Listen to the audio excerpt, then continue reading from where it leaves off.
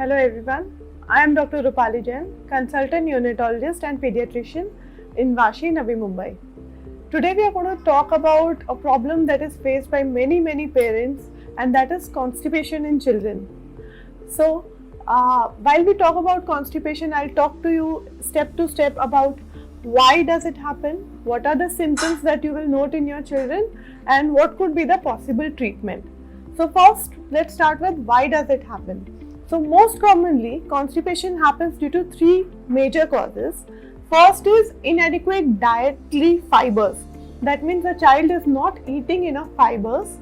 Second is inadequate water intake, where the child has a very deficient water intake compared to what is expected for his age and weight. And third is habitual. Habitual is when the child holds his stools, does not pass stools for a long time. The child goes on for 1 or 2 days without passing stools. So the stools remain in the colon and they get harder and harder as the water keeps getting absorbed from them. So what symptoms will your child show if your child has constipation? First, the child is going to pass really hard stools. The stools, if you notice, they are hard. They are maybe darker in color than the regular stools. The child will strain in the potty seat while passing stools. That means the child will force the stools out of his anus. Thirdly, you will notice that child will complain a lot about abdominal pain. The pain would be intermittent, present throughout the day, worse just before the child passes stools. Fourthly, that you will notice that your child does not eat that well. A lot of parents come and they complain that my child is not eating that well. He only has half a chapati and not more than that, and hence the child is not gaining weight.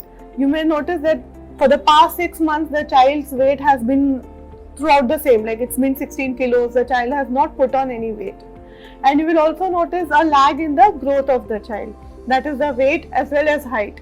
So these are the few symptoms that you will notice commonly if your child will have constipation. The worst symptoms could be when the child is actually passing blood in the stools because of there is a fissure or a cut in the anus or there is some other complication. So I know it is scary, but how do you deal with it? So first of all, the first step while dealing with constipation is disimpaction or getting rid of all the fecal load in the colon. So visit your pediatrician for the same, and your pediatrician will help you in disimpaction. So they may either prescribe oral medicines or something that is put per rectally depending upon the severity of constipation in your child. That will help to remove the bulk load of stools present in the colon. Now second is change in the dietary habits of your child. So this is the most important step, because once the stools are relieved from the colon, a good dietary change has to be brought about so that to make sure the child does not land up in constipation again. So it is very easy to say to increase dietary fibers, but what you have to focus on is increase amount of fruits. I suggest every child should have at least one fruit per day, and it should be a different fruit. See, parents are very excited that yes, my child has apple, my child has banana, but it's the same fruit going on every day. So that should not happen. It should be one different fruit. So 7 days a week, 7 different fruits. That will make sure the child has adequate fibers as well as adequate varied amount of vitamins as well as minerals. So everything would be taken care of. A large amounts of vegetables should be added in the child's diet. So vegetables can be included, like don't give plain rotis to your child, make stuffed parathas for your child. Don't give plain dal rice, make add some veggies to it. Everything where you can find an option, add vegetables to it. If the child is very picky, removes the vegetables, picks up, you can maybe grind them into the rice dal or something, so that the child takes in the vegetables. And thirdly, you have to delete all the bakery products from the diet. So cakes, biscuits, breads, so all these are very constipating and have to be omitted. Lastly, water intake. So water intake has to be increased. So your pediatrician will guide you how much water is required for your child, but water intake once increased will always lead to soft, bulky stools that we want for the child. Now the last thing is habitual change.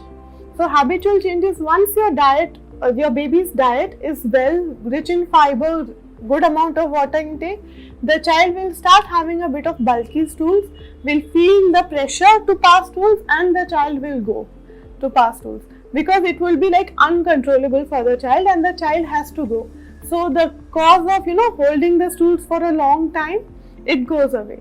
As well as the child will adequate potty training of your child will make sure your child does not land up in constipation.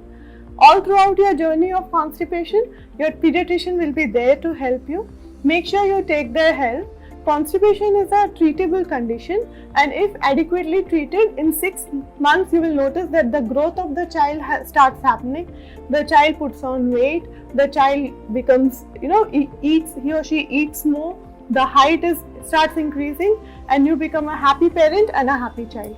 Thank you.